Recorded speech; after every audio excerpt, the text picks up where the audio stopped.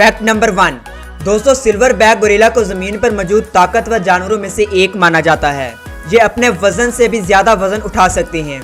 ये 815 किलोग्राम तक का वजन उठा सकते हैं। फैक्ट नंबर 2, दोस्तों क्या आपको पता है कि अमेरिका की रियासत मैरीलैंड पर लोगों को बारिश के लिए भी टैक्स देना पड़ता है, यानी जितनी ज्यादा बारिश होगी उतना ही ज्यादा टैक्स देना होगा।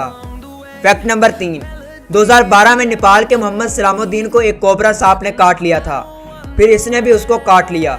इसके बाद कोबरा तो मर गया और किसान को कुछ भी नहीं हुआ, है ना कमाल दोस्तों। फैक्ट नंबर 4, रेनबो सिर्फ दिन को ही नहीं बल्कि रात को भी बनते हैं और ये चांद की रोशनी की वजह से बनती हैं और इसको मून बो कहा जाता है।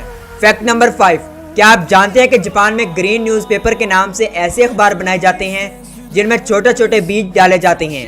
अगर अखबार पढ़ने के बाद अगर उसको ज़मीन में दबा दिया जाए तो उसमें से पौधा निकल आता है।